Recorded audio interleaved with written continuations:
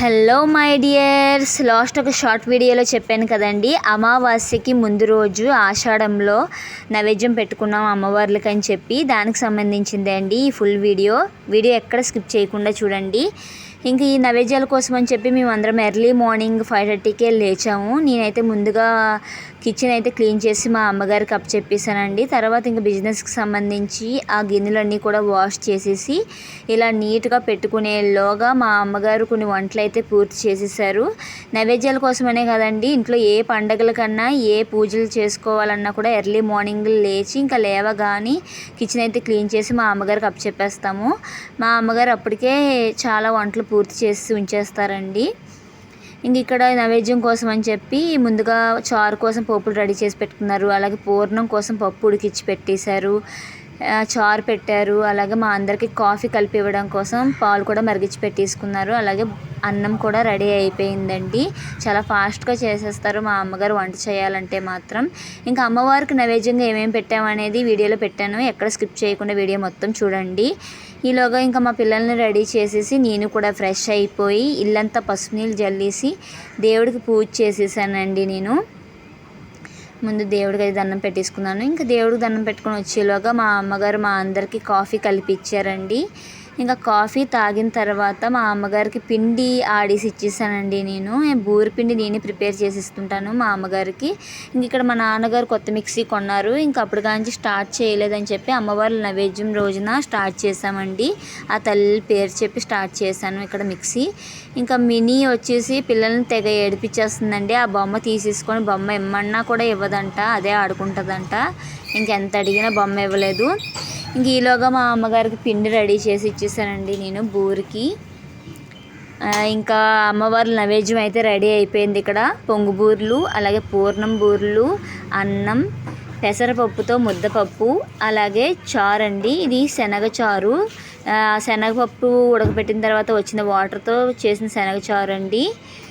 ఎప్పుడు అమ్మవార్లకి నైవేద్యంగా పెసరపప్పుతోనే నైవేద్యం పెట్టాలి, కందిపప్పు పెట్టకూడదండి. పెసరపప్పుతోనే నైవేద్యం పెట్టాలి. చలవ అమ్మవార్లకి పెసరపప్పుతోనే పెట్టాలండి. పెద్దలకి పెట్టినప్పుడు మాత్రం, అంటే సంక్రాంతికి పెద్దలకి పెట్టినప్పుడు మాత్రం కందిపప్పుతో ముద్దపప్పు చేసి పెట్టాలి. ఇంక ఇక్కడ అమ్మవార్లకి కంపల్సరిగా వేయవలసిన ధూపం ఏంటి అంటే గుగ్గులం వేయాలండి. ఇక్కడ గవ్వ సాంబ్రాణి అలాగే గుగ్గులం ఆ తల్లులకి ధూపంగా వేసాము. ఆ తల్లికి ధూపంగా వేసాము, అలాగే అగరొత్తి ధూపం కూడా వేసామండి.